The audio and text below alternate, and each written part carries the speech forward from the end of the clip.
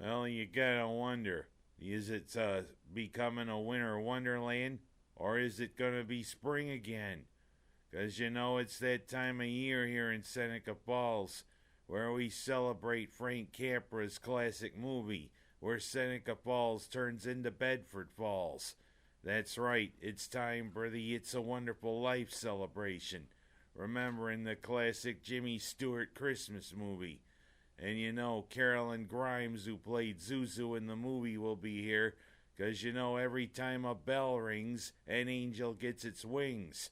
But I'm kind of wondering, 2 years ago, it was like a winter wonderland. It was cold and snowy throughout the day, kind of put the perfect mood for the festival. But now, I mean, this Saturday, it's expected to be in the 60s. I mean, you gotta wonder, is it a wonderful life with winter, or are we heading for spring again? Well, you know what that means for the 5K run, which has become one of the biggest 5K runs in the area. I mean, you've got to wonder, are we going to have another record turnout, or are we going to swell, or people going to wonder, is it the holidays, or is it spring? But I mean, everybody's going to think about that cavalry charge coming off the Bridge Street Bridge. You know, when it comes, get out of the way. Of course, it'll be a nice sight as it is every year. And you know, it'll be nice to see the characters from It's a Wonderful Life come alive walking down Fall Street on Saturday. Even the curmudgeon, who was going to give me some nice words of wisdom sitting in his chair there. But I mean, it's that time of year. We celebrate Seneca Falls becoming Bedford Falls.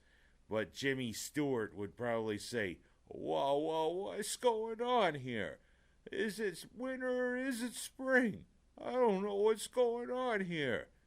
Of course, it's good that her character is Zuzu. Carolyn Grimes will kind of wonder if it was Zazu, because you know, it would be the pits. Oh well. Well, I hope to see you on Saturday with It's a Wonderful Life.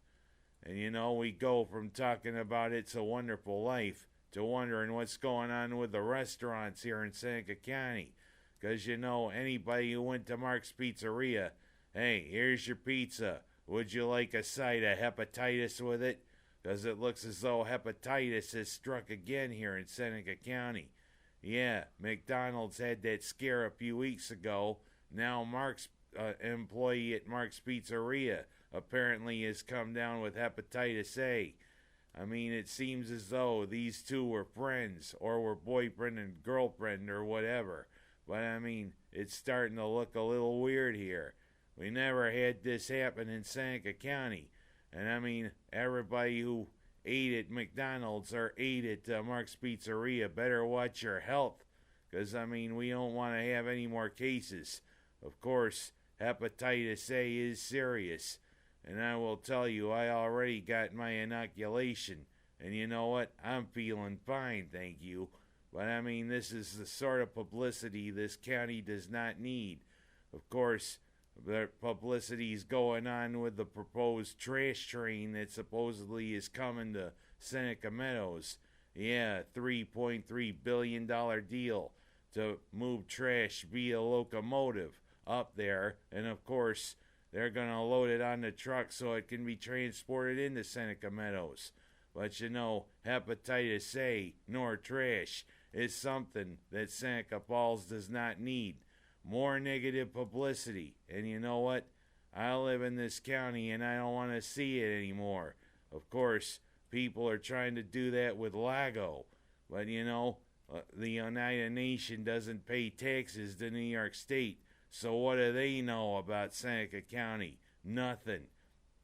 But I mean, no more hepatitis A, no more bad publicity, as this county does not need it.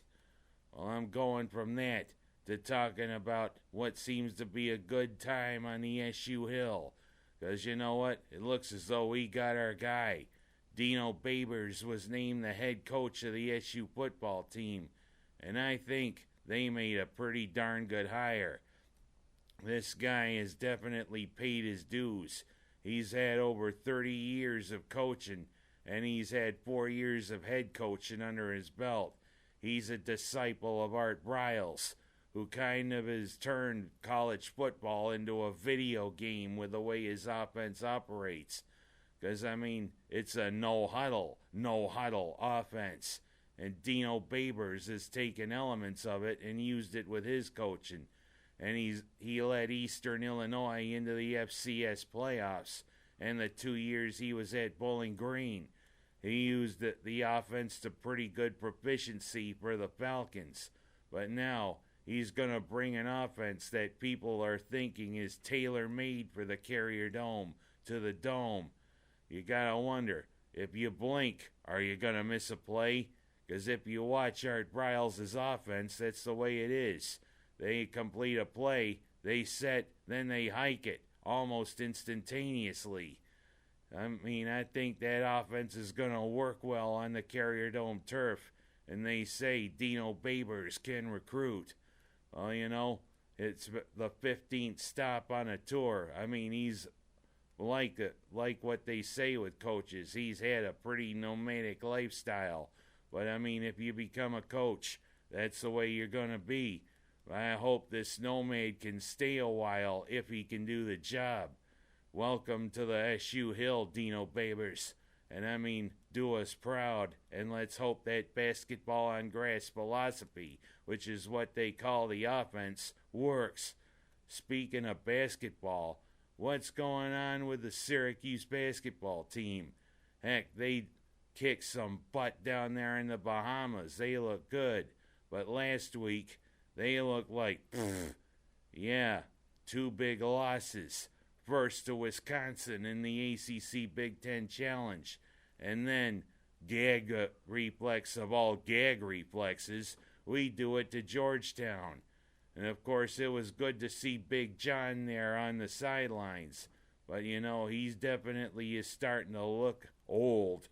Of course, you look at his son, JT3.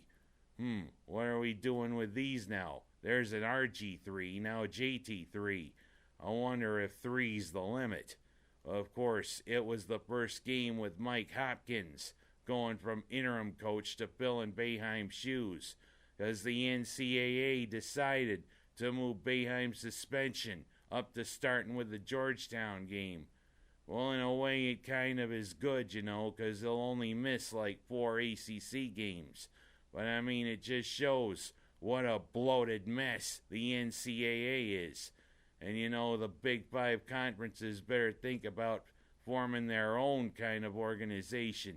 The NCAA thinks they're judge, jury, and executioner.